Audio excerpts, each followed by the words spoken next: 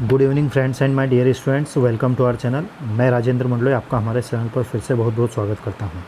जैसा कि आप सभी जानते हैं कि हम क्लास 12th की वर्कबुक को कवर कर रहे हैं और आज का जो हमारा टॉपिक है, ये टॉपिक है chapter 11 the rightful inheritors of the earth. Workbook class 12th MP board है ना। तो पिछले वीडियोस यदि आपने नहीं देखे हैं तो उन वीडियोस को देखने के लिए आप चैनल को सब्सक्राइब करें और सब्सक्राइब करने के बाद में प्लेलिस्ट में आप जाकर देख सकते हैं। प्लेलिस्ट में आपको 11 चैप्टर तक text book with exercise means question answer के साथ में ग्रामेटिकल पोर्शन, पूरा ग्रामर का पार्ट जो है वो पूरा हमने कंप्लीट कर दिया है ना। और चैप्टर नंबर 11 पर है हम वर्कबुक में। ठीक है दोस्तों, तो आज के वीडियो की हम शुरुआत करते हैं। ठीक है, पिछले वीडियोस नहीं देखे हैं तो उनको ज़रूर देखिएगा। सबसे पहला है, यदि हम देखें तो वर्ड पावर। बहुत से स्टूडेंट्स के मेरे पास कमेंट आए थे कि सर आप सिर्फ पैराग्राफ पढ़ाते हैं और क्वेश्चन आंसर कराते हैं, इसके अलावा दूसरी चीज़ें नहीं कराते। तो मैं आपको एक जानकारी दे दूं कि क्लास 12th का जो आपका पेपर आता है, अभी तक के जितने भी पेपर्स देखे गए हैं उन पेपर्स में वर्कबुक से सिर्फ पैराग्राफ और पैराग्राफ के साथ साथ क्वेश्चन आंसर, इसके अलावा वर्कबुक से कुछ नहीं पूछा जाता है। फिर भी मैं कोशिश कर रहा हूँ जो आपके लिए उपयोगी है वही चीज़ें हम पढ़ेंगे। ठीक है दोस्तों, फॉर एग्जांपल देखिए, जैसे ये पहला क्वेश्चन है। इस क्वेश्चन को यदि हम देखें, draw a line from left hand column to right hand column joining collective words which their appropriate nouns, an example is done for you. मतलब ये इधर कलेक्टिव वर्ड्स दिए गए हैं और इधर इनका किससे मैच हो रहा है वो आपको ध्यान रखना है। तो ये कलेक्टिव नाउन से ऊपर है। जैसे पहला एग्जाम्पल है ए क्लम्प ऑफ, तो क्लम्प का अर्थ होता है गुच्छा। ठीक है, तो एक क्लम्प ऑफ हेयर मतलब बालों का गुच्छा। ठीक है, अगला एग्जाम्पल मैं आपको देता हूँ। जैसे दिया गया है, ये दिया गया है ए बंच ऑफ, बंच किसका होता है? गुच्छा, जैसे बंच ऑफ कीज़ है ना। उसी प्रकार से एक और है, देखिए यहाँ पर आप अगला लेते हैं हम, ए हर्ड, हर्ड का अर्थ होता है झुंड, तो ए हर्ड ऑफ एलिफेंट होगा। लेकिन ये आपकी, मेरा जहाँ तक एक्सपीरियंस है, आपकी एग्ज़ाम्स के अकॉर्डिंग ये इतने इम्पोर्टेंट नहीं है। अब क्या क्या इंपॉर्टेंट चीज़ें हैं, मतलब जो हमें अच्छे से पढ़ना चाहिए, देखिए वो मैं आपको बता रहा हूँ। जैसे यहाँ पर दिया गया है, अगले पेज पर रीडिंग टाइम में दिया गया है, एक पेजेस दिया गया है, पैराग्राफ दिया गया है। तो इस पैराग्राफ को पढ़कर नीचे दिए गए हमें प्रश्नों के उत्तर देना है। तो ये हमारे लिए इम्पोर्टेंट है। बाकी जो भी चीज़ें महत्वपूर्ण रहेंगी आपके एग्ज़ाम पॉइंट ऑफ व्यू से और आपके नॉलेज के अकॉर्डिंग, वो भी मैं आपको कवर कराऊंगा, आप निश्चिंत रहें। ठीक है दोस्तों, तो चलिए ये जो पैराग्राफ दिया गया है, इस पैराग्राफ को हम अच्छे से क्लियर कर रहे हैं, पढ़ने का प्रयास करते हैं। आपको इसके बावजूद भी किसी प्रकार का कोई डाउट या कोई क्यूरी रहे तो आप कमेंट्स कर सकते हैं। देखिए चलते हैं। Nature's bounty is boundless, nature के उपहार असीम है। बाउंटी का अर्थ होता है दानशीलता, है ना, दिल खोलकर दान देना, और इसको उपहार भी कह सकते हैं। तो प्रकृति के जो उपहार हैं वो असीम हैं। असीम मतलब उनकी कोई बाउंड्री नहीं है। If you try to list the millions of things all around you, यदि आप इन चीज़ों की लिस्ट बनाओगे तो लाखों करोड़ों चीज़ें आपके आसपास होंगी। There will be no end to it, और उसके बावजूद भी लाखों करोड़ों में भी यदि उनकी लिस्ट बनाओगे तो भी ख़त्म नहीं होगी। इतनी सारे उपहार हमें प्रकृति ने दिए हैं। Everything in nature is Marvel in itself. यहाँ पर एक वर्ड आया है मार्वल, तो मार्वल का अर्थ होता है चमत्कार, जिसको देखकर हमें आश्चर्य हो। दैट मीन्स मैजिक कह सकते हैं, है ना, वंडर कह सकते हैं। तो ये मार्वल, तो कहने का तात्पर्य है कि जो भी चीज़ें हैं प्रकृति ने हमें दी हैं वो अपने आप में ही चमत्कारी हैं। इवन द सिंपलेस्ट थिंग, चाहे वो सबसे छोटी चीज़ क्यों ना हो, which you take for granted और नॉट रियली सिंपल, बहुत ही छोटी और सामान्य चीज़ें भी बहुत ही सिंपल नहीं होती है। मतलब हर चीज़ बहुत ही महत्वपूर्ण है और सबका एक अलग ही महत्व है। फॉर एग्ज़ाम्पल, उदाहरण के तौर पर, you have seen colourful pretty flowers and enjoyed the sweetness of various fruits. उदाहरण के तौर पर देखें तो आपने बहुत से रंग बिरंगे फूल देखे हैं, प्रीटी फ्लावर्स सुंदर फूल देखे हैं, and enjoy the sweetness of various fruits, और बहुत से फलों की मिठास का हमने आनंद लिया है। एंड इमेजिन, और यदि हम कल्पना करें, it is the soul, it is the soil, soil का अर्थ होता है मिट्टी, that helps the plants create such a riot of colours and variety of taste. लेकिन जैसे अलग अलग भांति भांति प्रकार के हम फूल देखते हैं, अलग अलग रंग के देखते हैं, उनसे अलग अलग खुशबू आती है। अलग अलग भांति भांति नाना प्रकार के हम फल खाते हैं, है ना। अलग अलग फल में अलग अलग प्रकार का टेस्ट रहता है, उनका रंग अलग अलग रहता है। इन सबको, है ना, इनका प्रोडक्शन में, इनकी जो इवोल्यूशन कह सकते हैं, इनके विकास में सिर्फ एक ही चीज़ मदद करती है, वो क्या है? मिट्टी, है ना। इसका प्रोडक्शन करने वाली चीज़ सिर्फ एक ही है, सोइल है। लेकिन इनके जो प्रोडक्शन है, जैसे फूल अलग अलग प्रकार के हैं तो फल अलग अलग प्रकार के हैं, उनके टेस्ट अलग अलग हैं, ठीक है, अलग अलग वेराइटी के टेस्ट हैं। आगे बढ़ते हैं। There is scientific explanation involving genes and chromosomes.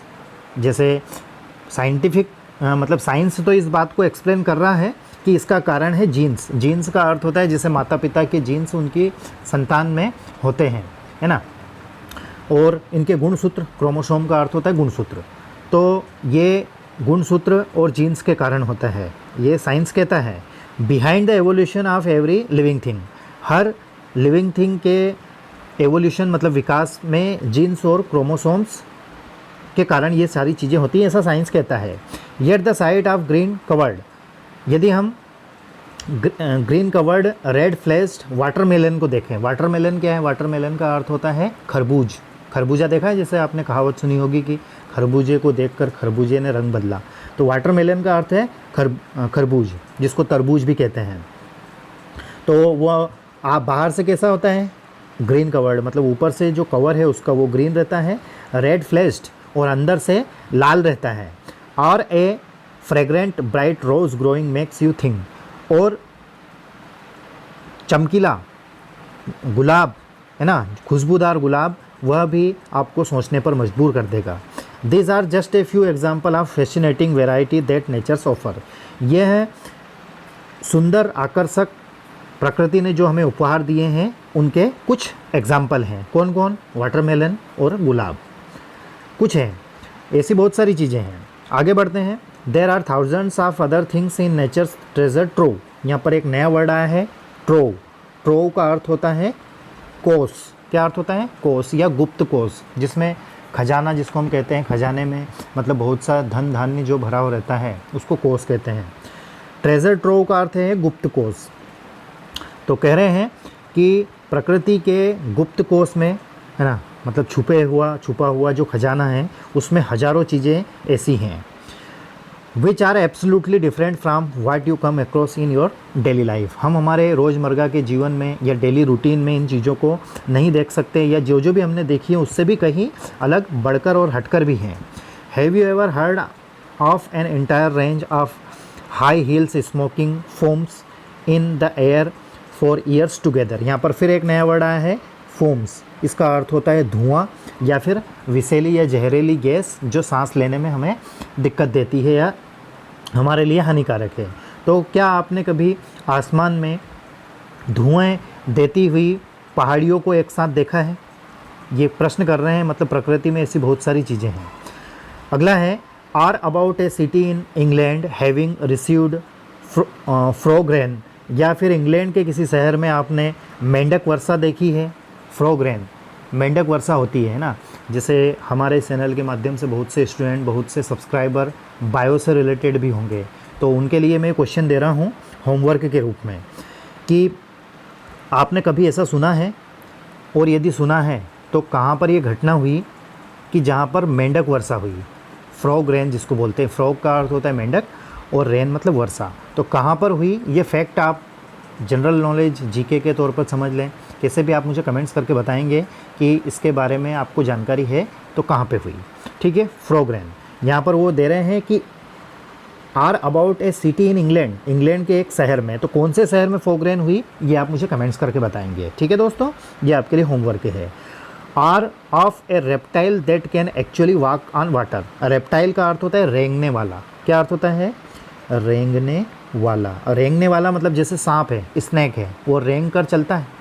तो क्या आपने कभी रेंगने वाले कीड़े को या जानवर को कभी पानी पे चलते हुए देखा है? ये इस प्रकार की प्रकृति की बहुत सी चीज़ें हैं। आगे हैं, there are many such unusual fact about your natural surroundings which, इस प्रकार के कई तथ्य हम जो कि अद्वितीय हैं, अद्भुत हैं, उनको हम हमारे चारों ओर देख सकते हैं। व्हेन ब्रॉट टू लाइट, जब इन पर प्रकाश डाला जाता है। Surprise you and trigger your curiosity to know more. Trigger एक वर्ड आया है, ट्रिगर का अर्थ होता है, जैसे आपने बंदूक देखी होगी गन, तो गन का जो घोड़ा होता है जिसको हम दबाते हैं, जिससे फायरिंग करते हैं, एक तो अर्थ इसका ये होता है, और एक ट्रिगर का अर्थ होता है किसी घटना घटित होना, घटित होने की स्थिति, अच्छी भी हो सकती है, बुरी भी हो सकती है, उसको ट्रिगर बोलते हैं। तो यहाँ पर इसका अर्थ निकल रहा है कि जब हम ऐसी चीज़ों पर प्रकाश डालते हैं तो हमारी जो क्यूरोसिटी, मतलब उत्सुकता बढ़ने की घटना और प्रबल हो जाती है। आगे बढ़ते हैं। फॉर इंस्टेंस, इंस्टेंस का अर्थ होता है उदाहरण के तौर पर।